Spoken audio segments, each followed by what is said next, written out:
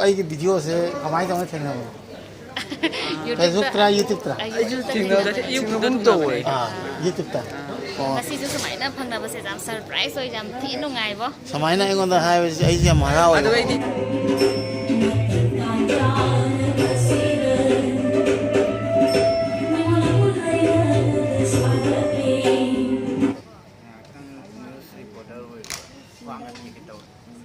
ধন্যবাদ জ্ঞাপন কৰিছো এবাৰ আমি মূল বঁটা প্ৰদান অনুষ্ঠানলৈ আগবাঢ়িছো now I would like to call on stage ꯑꯩꯅꯁꯨ ꯌꯥꯝ ꯊꯥꯒꯠꯆꯔꯤ ꯃꯔꯝꯗꯤ ꯀꯩꯅꯣ ꯁꯣꯔꯠ ꯄꯤꯔꯤꯌꯠꯇ ꯅꯣꯇꯤꯁ ꯇꯧꯔꯒ ꯌꯥꯝ ꯁꯨꯃꯥꯏꯅ ꯂꯥꯛꯄꯤꯕꯅ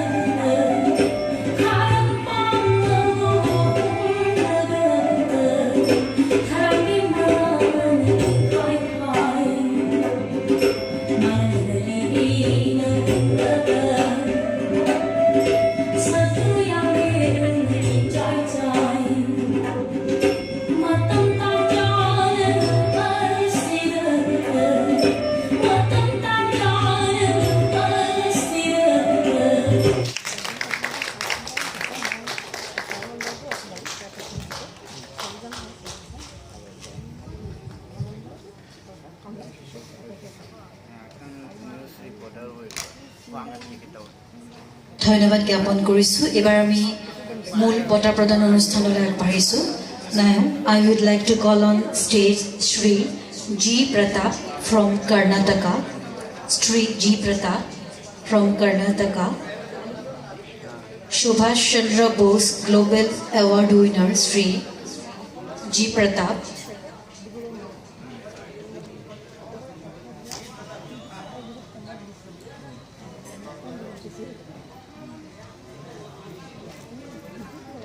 তাৰপাছতে মঞ্চলৈ আদৰিম শ্ৰী বিকাশ ডক্টৰ বিকাশ কুমাৰ বৰুৱা দেৱক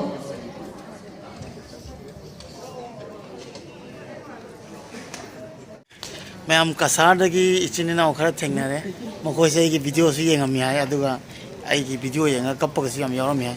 आइसु ngasi गुवाहाटी की प्रोग्राम याव लाकपदा ग्लोबल ह्यूमन राइट्स की दादा मना मणिपुर की दादा मना आइगोंदा इनवाइट तौरपदे लाकपदा सिदैजिगा इचिना मैम थेंगनाबसे जम हरावे मखोगा पुन्ना फोटो दुखाना मिने अदुदा इन वीडियो दा तुम शेयर तौजरकेना कसार काय कायदे नो हाइदो इचिना सिंगदा हांगजरके बको अमम तो हाइबियो आइगी मिंगना रोमी देवी सलाम अदुगा आई पलापुंदगिन पलापुंदगिको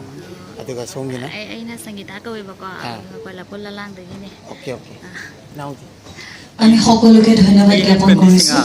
আৰু এতিয়া কিছু সময়ৰ বাবে আমি আহাৰ বিৰতি অৰ্থাৎ লাঞ্চ ব্ৰেকৰ বাবে সকলোকে যাবলৈ অনুৰোধ জনাইছো আমি পৰৱৰ্তী সময়ত আধা ঘণ্টা পিছত পুনৰ ইয়াত মিলিত হ'ম আপোনালোকে অনুগ্ৰহ কৰি যাতে নিজৰ আসন গ্ৰহণ কৰি এই খাদ্যত উপস্থিত হোৱাহি ধন্যবাদ मंगालाय है अरे मी मंगाला मंगालाय को अदो आई की वीडियो से कमाई तो थेंगना फेसबुक त्रा यूट्यूब त्रा यूट्यूब तो होय यूट्यूब ता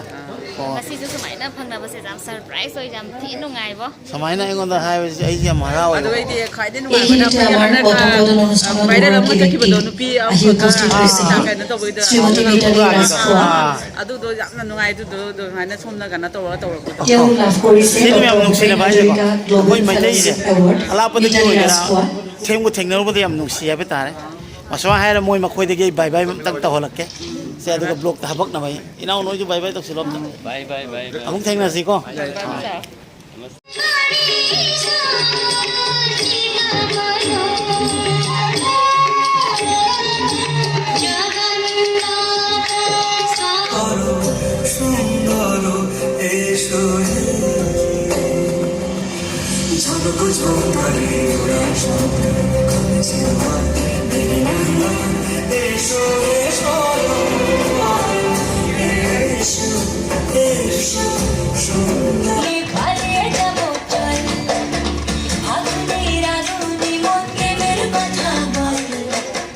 নাগর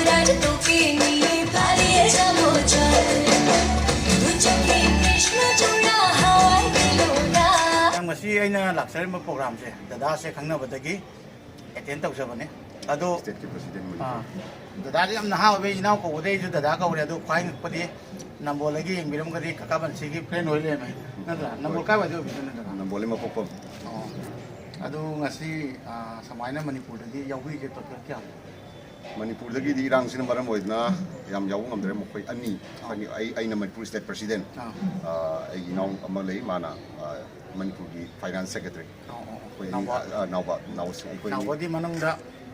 ꯆꯤꯜꯂꯤ ꯍꯥꯏꯇꯥꯔꯦ ꯑꯩꯈꯣꯏꯅꯤ ꯈꯛꯇꯪ ꯍꯥꯏꯗꯤ ꯃꯅꯤꯄꯨꯔꯒꯤ ꯏꯔꯥꯡꯁꯤꯅ ꯑꯩꯈꯣꯏ ꯌꯥꯝ ꯀꯟꯅ ꯃꯤ ꯌꯥꯝ ꯀꯟꯅ ꯄꯥꯔꯇꯤꯁꯤꯄꯦꯠ ꯇꯧꯕ ꯉꯝꯗ꯭ꯔꯦ ꯑꯗꯨꯕꯨ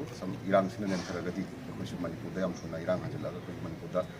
ꯃꯅꯤꯄꯨꯔꯒꯤ ꯋꯥꯔꯤꯕ ꯃꯌꯥꯝꯁꯤꯒꯤ ꯑꯩꯈꯣꯏꯁꯨ ꯍ꯭ꯌꯨꯃꯦꯟ ꯔꯥꯏꯠꯁꯀꯤ ꯃꯔꯝꯗ ꯑꯩꯈꯣꯏ ꯑꯉꯥꯡꯁꯤꯡ ꯂꯥꯏꯔꯤꯛ ꯇꯝꯕ ꯃꯐꯝꯗ ꯃꯌꯥꯝ ꯑꯁꯤꯒꯤ ꯃꯔꯝꯁꯤ ꯑꯩꯈꯣꯏ ꯀꯟꯅ ꯑꯩꯈꯣꯏ ꯗꯤꯁꯀꯁꯟ ꯇꯧꯔꯤ ꯑꯗꯣ ꯍꯧꯖꯤꯛꯀꯤ ꯑꯣꯏꯅ ꯑꯩꯈꯣꯏ ꯃꯅꯤꯄꯨꯔꯗ ꯊꯣꯛꯇꯅ ꯑꯩꯈꯣꯏ ꯊꯕꯛ ꯏꯪꯈꯥꯡ ꯇꯧꯕꯗꯤ ꯉꯝꯗ꯭ꯔꯤ ꯏꯔꯥꯡꯁꯤꯅ ꯃꯔꯝ ꯑꯣꯏꯔꯒ ꯌꯥꯝ ꯅꯨꯡꯉꯥꯏ ꯉꯁꯤ ꯁꯨꯃꯥꯏꯅ ꯂꯥꯛꯄꯗ ꯀꯁꯥꯔꯗꯒꯤꯁꯨ ꯏꯆꯤꯜ ꯏꯅꯥꯎ ꯈꯔ ꯊꯦꯡꯅꯖꯔꯦ ꯑꯗꯨꯒ ꯗꯗꯥꯅ ꯁꯨꯃꯥꯏꯅ ꯏꯟꯚꯥꯏꯠ ꯇꯧꯕꯤꯔꯛꯄꯗꯒꯤ ꯑꯩꯉꯣꯟꯗꯁꯨ ꯐꯖꯅ ꯅꯨꯡꯁꯤꯅ ꯑꯣꯛꯄꯤꯔꯦ ꯍꯥꯏꯕ ꯇꯥꯔꯦ ꯑꯗꯨꯅ ꯍ꯭ꯌꯨꯃꯦꯟ ꯔꯥꯏꯠꯁꯀꯤ ꯃꯇꯥꯡꯗ ꯑꯩꯈꯣꯏ ꯗꯤꯁꯇ꯭ꯔꯤꯛꯂꯣꯝꯗꯁꯨ ꯍꯥꯏꯗꯤ ꯗꯗꯥꯅ ꯍꯥꯏꯕꯗꯣ ꯑꯗꯨꯃꯥꯏꯅ ꯇꯧꯔꯀꯥꯟꯗ ꯑꯩꯈꯣꯏꯁꯨ ꯊꯧꯔꯥꯡ ꯂꯧꯈꯠꯀꯦꯅ ꯈꯜꯂꯦ ꯑꯗꯨꯒ ꯑꯩꯈꯣꯏꯒꯤ ꯄ꯭ꯔꯣꯕ꯭ꯂꯦꯝ ꯊꯣꯛꯄꯁꯤꯡꯒꯗꯤꯀꯣ ꯍꯦꯜꯞ ꯇꯧꯕꯩ ꯃꯑꯣꯡꯗꯀꯣ ꯑꯗꯨꯅ ꯑꯩꯁꯨ ꯌꯥꯝ ꯄꯥꯝꯃꯦ ꯁꯤꯒꯨꯝꯕꯁꯦ ꯑꯗꯨꯅ ꯗꯗꯥꯅ ꯏꯟꯚꯥꯏꯠ ꯇꯧꯕꯤꯔꯛꯄꯩ ꯉꯁꯤ ꯁꯤꯗꯩꯁꯤꯒ ꯂꯥꯛꯑꯒ ꯅꯨꯡꯉꯥꯏꯔꯦ ꯑꯩꯅꯁꯨ ꯁꯤꯌꯔ ꯇꯧꯖꯔꯛꯀꯦꯅ ꯗꯗꯥꯒ ꯑꯩꯅꯁꯨ ꯌꯥꯝ ꯊꯥꯒꯠꯆꯔꯤ ꯃꯔꯝꯗꯤ ꯀꯩꯅꯣ ꯁꯣꯔꯠ ꯄꯤꯔꯤꯌꯠꯇ ꯅꯣꯇꯤꯁ ꯇꯧꯔꯒ ꯌꯥꯝ ꯁꯨꯃꯥꯏꯅ ꯂꯥꯛꯄꯤꯕꯒꯤ ꯏꯅꯥꯎꯁꯨ ꯑꯐꯕ ꯅꯨꯡꯉꯥꯏꯕ ꯑꯐꯕ ꯑꯣꯏꯔꯁꯨ ꯑꯩꯁꯨ ꯌꯥꯝ ꯅꯨꯡꯉꯥꯏ ꯑꯩꯁꯨ ꯕꯕꯥ ꯂꯥꯏꯌꯦꯡꯕꯩ ꯂꯥꯛꯄꯗꯨꯒ ꯗꯗꯥ ꯑꯩꯈꯣꯏꯁꯦ ꯊꯦꯡꯅꯕꯅꯦꯕ ꯅꯍꯥꯟ ꯏꯅꯥꯎ ꯑꯃꯒꯤ ꯀꯥꯗ ꯑꯗꯨꯃꯥꯏꯅ ꯇꯧꯅ ꯊꯦꯡꯅꯕꯗꯒꯤ ꯉꯁꯤ ꯁꯛꯃꯥꯏ ꯈꯪꯅꯔꯦ ꯌꯥꯝ ꯅꯨꯡꯁꯤ ꯁꯨꯃꯥꯏꯅ ꯑꯩꯈꯣই ꯃꯩꯇꯩ ꯃꯁꯦꯜꯗ ꯍꯥꯏꯇꯥꯔꯦꯀꯣ ꯁꯨꯃꯥꯏꯅ ꯅꯨꯡꯁꯤꯅ ꯄꯨꯟꯅ ꯊꯧꯔꯥꯡ ꯀꯌꯥ ꯑꯗꯨꯃꯥꯏꯅ ꯁꯨꯃꯥꯏꯅ ꯏꯟꯚꯥꯏꯠ ꯂꯥꯛꯄ ꯑꯗꯨꯒ ꯑꯩꯈꯣꯏ ꯃꯁꯦꯟ ꯆꯥꯎꯈꯠꯅꯕ ꯁꯤꯟꯕꯁꯤ ꯌꯥꯝ ꯅꯨꯡꯉꯥꯏ ꯍꯥꯏꯇꯥꯔꯦ ꯉꯁꯤ ꯍꯥꯏꯔꯦ ꯉꯁꯤꯒꯤꯗꯤ ꯃꯇꯨꯡꯗ ꯍꯦꯟꯅ ꯅꯨꯡꯉꯥꯏꯅ ꯆꯥꯎꯅ ꯁꯤꯟꯕ ꯉꯝꯕ ꯑꯣꯏꯕ ꯉꯁꯤꯒꯤꯗꯤ ꯆꯠꯂꯤꯒꯦꯀꯣ ꯕꯥꯏ ꯕꯥꯏ